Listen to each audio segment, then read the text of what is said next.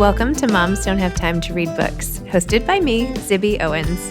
It's an award-winning podcast with over 1,900 episodes, all featuring authors of books you love and those you have yet to discover. Listen daily 5 times a week. Then go to zibbymedia.com and learn more about what the LA Times called the Zibbyverse. Zibby Media includes Zibby's Bookshop, an independent bookstore in Santa Monica, Zibby Books Publishing, Zibby Retreats, Zibby's Book Club, and more. Go check it out at zibbymedia.com and follow me on Instagram at Zibby Owens. It'll take you where you need to go. Thanks for listening. Cathryn Michon is the author of I'm Still Here, A Dog's Purpose Forever. Cathryn Michon is a filmmaker, actor, comic, and nationally best-selling author. She is the co-screenwriter, along with her husband, Bruce Cameron, of the films A Dog's Purpose, A Dog's Way Home, and A Dog's Purpose 2, and A Dog's Journey. Welcome, Cathryn. Thank you so much for coming on Moms Don't Have Time to Read Books to discuss I'm Still Here, A Dog's Purpose Forever. Congrats. Oh my gosh, thank you for having me. It's such an exciting thing. Oh my gosh. This book, went right to my heart. Oh my gosh. Do you just cry every time? Like, tell me about writing it. Tell me about why you wrote it. Tell me the whole thing. Well, it's funny, that dog on the cover that you just showed, that's my little dog, Tucker. And I really, Bruce and I, my husband, Bruce Cameron, and I went on this big, long A Dog's Purpose journey. And, we've made 3 movies of his books, and the novel has been, it's really a classic novel. And I always felt, and he always felt this too, that we wanted there to be sort of a more gentle introduction to the A Dog's Purpose philosophy, which is basically that our souls are eternal, their souls are eternal, and this is an eternal relationship. And so we talked about it a lot, and I really wanted it to be this beautiful graphic gift book that you might buy for yourself, but odds are a lot of the time you'd buy it for someone else who has lost a dog. And, the dog is just telling you, I'm still here and I'm still your dog. And our relationship is eternal, even as I'm over the rainbow bridge with all the people and animals that you have loved. It took 10 years to find the publisher that would make a book like this, that would make with full color watercolor paintings and on beautiful textured watercolor paper and all the things about it that are so lovely, but honestly at a price point that people could afford for that gift. A lot of people wanted to make it some big, expensive coffee table book, which would have been lovely, but didn't suit the need for that gesture, that the book, I hope, is becoming. So when I interviewed your husband, Bruce, last week, I think I was grilling him a little bit too much because I was like, but how? No, that's good. I'm glad. How do you know that the dogs come back? I mean, you have a deep belief, you and Bruce both, that I really want to believe. And I mentioned to him, my rational brain says, how could dog souls return in the body of the next dog, which is in your movies and in the book, and that they're never really gone. But is it just a fundamental faith that you have? And have you always had it? Because I know you were convinced sort of No, I have not always had it. I have not always had it. And it is a come to believe thing for me. Part of it has to do with experiences I've had when I've lost people or dogs. I'll just tell you one story, and you'll probably think it's weird because you are a rational thinker, and I respect that. But I like to believe. I mean, I believe in signs. I like to believe that there is more than what we can see. Well, not long after A Dog's Purpose published, and we were sitting in our dining room table, and our house is like yours. We got a lot of books everywhere, and we have bookshelves near our dining room table. And I'd always put my dog Ellie's collar on that shelf, right by the table. So I'd think of her, and we were talking, and Bruce said, I wonder if what Ellie thinks of A Dog's Purpose and the book, and, because she's a character in the book. He named one of the 4 dog bodies after my dog Ellie. I said, I wonder what she thinks. And literally at that very moment, that collar just left off the shelf and clattered to the floor. And I know it's California, and you say, "Oh, you were having an earthquake." We're not having an earthquake. I checked. I checked the seismologist sites. Nothing had happened except that collar just came flying off that shelf. And that's just one experience that I've had. When my dad passed, there was a whole thing that happened where my aunt said, "Oh, I was in the garden, and this dragonfly landed on my shoulder, and he wouldn't leave." And my dad was a pilot, so it makes so much sense to me that he would come back as something that could fly because that was his favorite thing. And I was very jealous of that experience. And I said to my husband, this is like the day after he passed. I said, "Where's my damn dragonfly? Like, it's not fair. Why does it come to her? I need to hear from him." And the next thing I know, I picked up the mail, and there was a condolence card, my first condolence card from my friend Chris. And on the cover was a beautiful dragonfly. And I'm like, mm. Wow.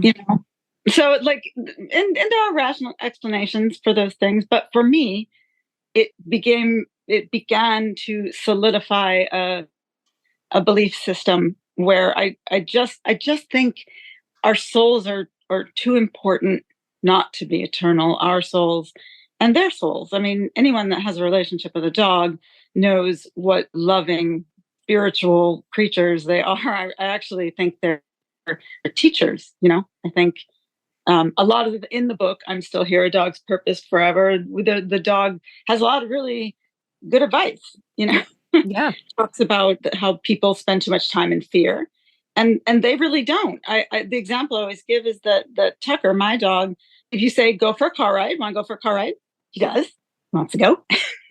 And he's a senior dog now. He's going to be 13 in October. And quite often the car ride ends up at the vet, and he does not like the vet, not one bit. But he never approaches a car ride as it's potentially going to the vet. It's always something good.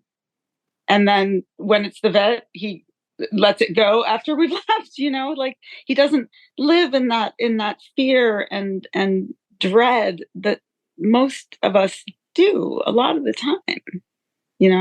So if my soul is eternal, and I do believe that, then it has to be. I love that. I just love it so much. So when did you conceive of doing this project? And how did it come about? Well, I mean, like I said, it became a 10-year project. I've got to stop having 10-year projects. I'm too old for this. I need to get it faster going. But the movie A Dog's Purpose was a 10-year project. I mean, Hollywood is always a 10-year project. But I had this idea and did explore with a bunch of different publishers. But we were also really busy making movies, and that was another thing. Yep. And COVID shut that down. And then we had 2 strikes. And so I sort of got the gift of time that allowed. I'll try to see it as a gift because look at what it resulted in. Right.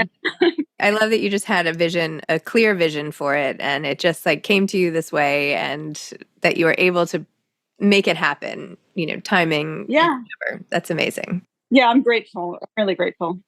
Wait, tell me more about, because you were a screenwriter on all the movies as well. You and your husband did it together. First of all, how do you and your husband work together without fighting, or do you fight, or what is that like? Well, sure. I mean, we have creative fights. I mean, I think all artists have to stand up for what what they're seeing, their vision. If you're not a good artist, if you can't defend your vision. We do have a thing where when we make movies, the person because a stalemate gets you nowhere, right? So when we're making movies from his IP, his books, he does have the final word. And I think that's fair, because he created it. Although we're heading into a different situation because I'm directing his next movie, and he does acknowledge that the director, a scene has to go. Like I can't always ask. I'll always ask his opinion, but at a certain point, you're in an editing room, and something goes. So, but we've talked about it. I think the thing that people, when they collab, we went to a therapist. We set ground rules. Because our marriage is important to us, obviously, and our work is really important to us. I think we're both kind of workaholics. I don't know why that has to be an aholic, though. I love my work. Yeah. We're hard workers. Okay.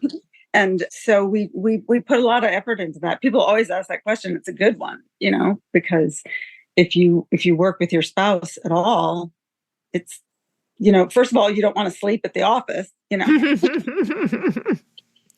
have to go into a different room, right? You must have a writing. You want to have to find separate times where it's just fun and not talking about work.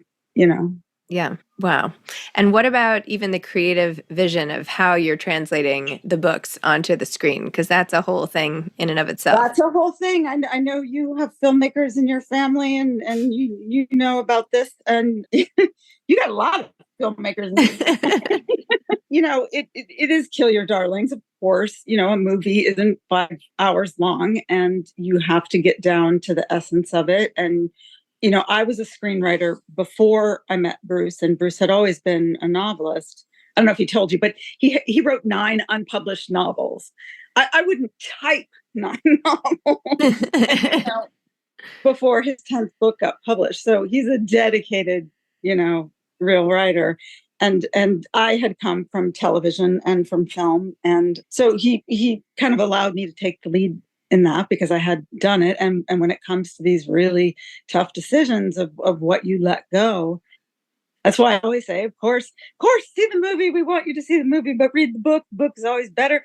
It's always richer and has more detail. And that's, I watched your brother's movie, Naiad, and I loved it.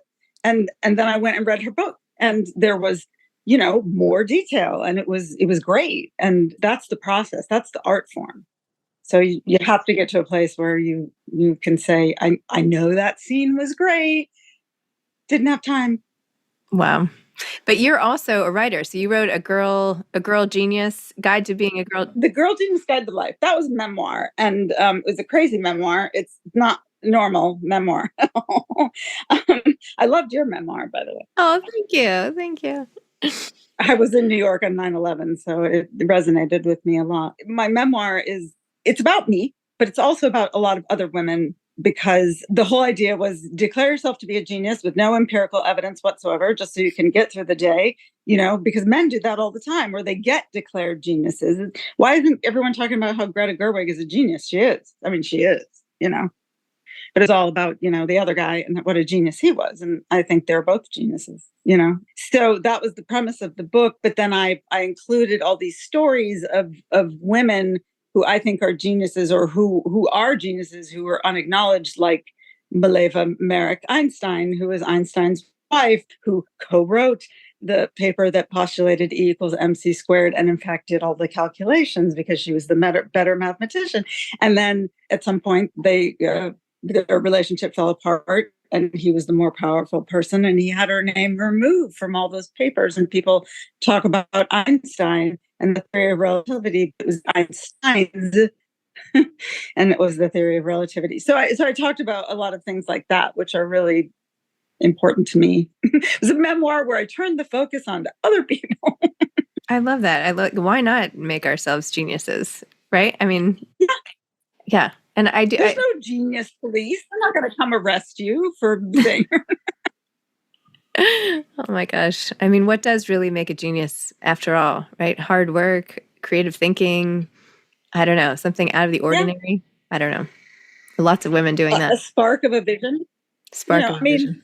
A Dog's Purpose to me was a genius book.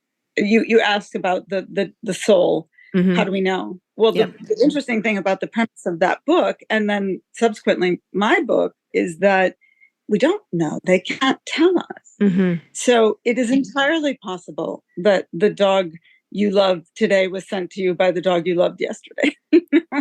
And that they don't really need to tell us. In the movie A Dog's Purpose, the dog figures out a way, mm-hmm. like throwing the car off the shelf. But I think they are content dogs to their purpose is to guide us, whether physically or emotionally, to becoming more joyful people. And that, if there's a takeaway from I'm Still Here, A Dog's Purpose Forever, I think the dog is just asking you to be guided towards joy, but he's also comforting you, because there are some very deep moments in the book where the dog, for example, really wants you to know that they know when we are helping them cross over the bridge, and they are grateful, and they want us to know that. And I think if anyone's ever had to make the decision to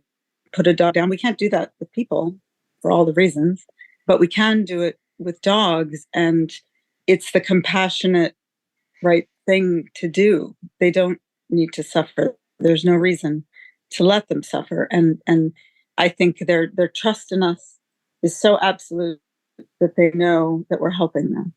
They'll let you know when it's time. This makes me, I have so much anticipatory sadness because my dog, I get it. who's like camouflaged into the couch behind us, she's 10. And, my daughter the other day was like, oh my gosh, if anything ever happens. And I was like, honey, something is going to happen because this is going to happen over the next, 5 years? Like, we can't stop it. So we just have to enjoy our time with her, right? That's all we can do is savor the moments, right? And it's interesting because in my book, people always say, why must they live such short lives? Why can't they live as long as we do?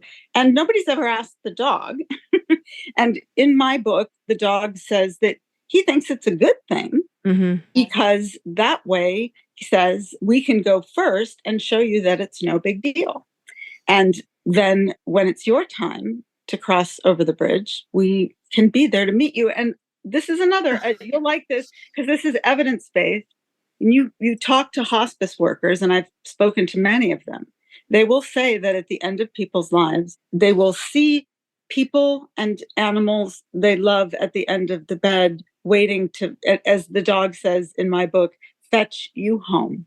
And it's so common that hospice workers are never surprised because and they're good. If you're looking for evidence of the eternal nature of our souls, talk to hospice. That nurse Hadley wrote that wonderful book, The In Between, which I loved, and she's just saying that over and over and over again, that she sees it in her daily work. So I mean, that's something else that maybe you can share with your kids. I mean, this is a book written for grown-ups, but I absolutely have read it to kids in the process, and they love it. They really love it. We get much more emotional reading I'm Still Here, A Dog's Purpose Forever than kids do. There's one kid that we have that's kind of a super fan of Bruce, who read it early on, and he just loved it. He loved hearing the whole thing from the dog, about life and what happens after life. He got it. Yeah. Well, it's universal, and the way that you wrote about it and sort of packaged the information with the pictures and all of it is so, like, you can't help but respond to it emotionally and feel very invested, and it's emotional anyway. It's emotional. But good in all the good ways. And I put myself on the line. I made my own senior dog, the angel dog, and as I wrote the book, he sat at my feet. I write in an Eames chair. I sit there and write, and he sits at my feet. And I joke that he dictated to me during his many naps. But I did feel him and his energy and the things. There was something that happened during the writing of the book where there's a little game that my dog Tucker likes to play, and it's called Take Out the Garbage. We live in a condo and we have a garbage chute, and he likes to go with me and run down the hall and take out the garbage. And one day a piece of paper towel flew out of the garbage bag, and he grabbed it in the air and he ran around and he ripped it up and he loved it. It was so much fun. And then the next time we did it, I thought, I'm just going to throw a paper towel and see if he does the same thing. And he did the same thing. So that became the game. And now when I would say, let's take out the garbage, he goes mad. He's so excited. But I got busy, and I, a couple of times, like, kind of sneaked out and took out the garbage and didn't play the game because I was too busy and I didn't want to clean up all the stuff in the hallway. And I came back into the vestibule, and he was there, and he was looking at me with those big brown eyes, like, you did it without me. And I thought, this is the lesson. I should always have the extra 4 minutes that it takes to play the game with him, and that's what he's here to teach me. You've got to find that 4 minutes to play a stupid game. And that could be with your kids or anything. You have to not get so busy and focused and that you don't have the time for those moments of joy. And I'm like, oh my God, that's what he's here to teach me. And I need to pay attention to that lesson. Oh, that hits home for me. I know you've got a bunch of kids and I look at your schedule and I'm like, oh my God, does Zibby sleep? Does that girl sleep? I don't know. I'm worried. No, don't be worried. When you said like workaholic, like I'm just like really excited about everything I'm doing. Yeah, like you don't feel yeah. like people who watch TV aren't TV-aholics. It's something they enjoy. There's no negative. We don't have to spin a negative thing on it. Like, oh, I woe is agree. me, I read too much. Like I talk to too many people about books. Like, come on. Like No, what you're doing is enjoy. amazing. No, It's so great that you are so author supportive and author forward, and that you have this forum. It's meaningful, and I think you're changing publishing. Honestly, that's lovely. So, lovely. Kudos to you. You're a genius. Don't forget. Oh, okay. Yes. Now I have to get your Girl Genius book and just like remind myself each morning. Yeah, it's a good bathroom book. You can flip through and. Oh, thank you. Appreciate it. Do you have any advice for aspiring authors? Yeah, I think not being precious about just getting started. It's a lot of what I write tends to be dialogue oriented, and I think if you just do nothing but let them talk. I sometimes, because I'm an actor, my background was being an actor. I just start, I'll be on a walk and I'll start talking like the person that I want to write, including if it's a dog, because I write a lot of dogs. They're the best characters to write. They're so fun. You'll never have a more joyful or optimistic character. It was so lucky that we got Josh Gad for the first movie, because Josh is like a dog. He's like, like when I watched the movie with him, when we watched the final cut together, he was laughing at every joke he had as if he'd never heard it before, and then sobbing at every emotional moment. Like, I'm like, that's, so to write a character like that is great. But I think for beginning writers, find your characters, and let them talk. Just let them talk, and then figure out what the book is, and then do structure and all the things. But I think it's more simple than people make it.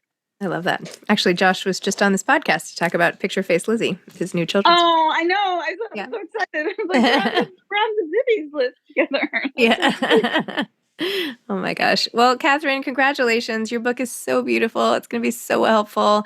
It's the book to give to anybody who has lost a dog and haven't we all? I mean, I don't know. Everybody, it's just, it will be such a balm, and it already has been for me in anticipation and for prior dog losses and all of the rest. I do want to share one little thing about the book. Yes.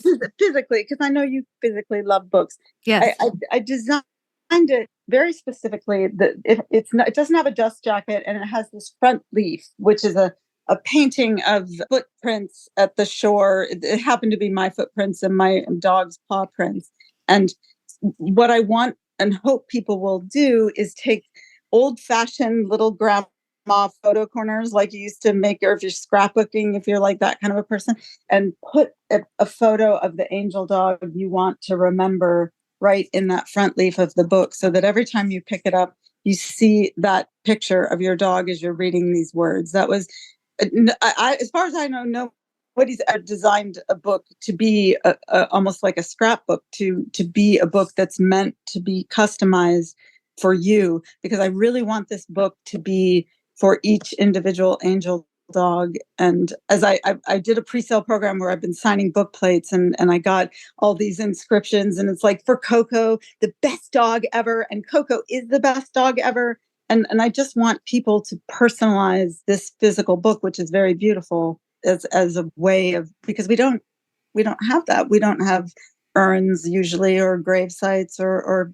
things that are a place where we go to remember the dog. So I want this book to be that for people. So so beautiful. So beautiful. Well, thank you, Cathryn. I will see you at the bookshop soon, I'm sure. And I hope so. Thank you for all of your time and all of your wonderful work. Thank you so much, Zibby. Okay, of course. All right. Enjoy your day. Bye. Thanks for listening to Moms Don't Have Time to Read Books. If you love it, please leave a review and follow us on social at Zibby Owens and at Zibby Readers.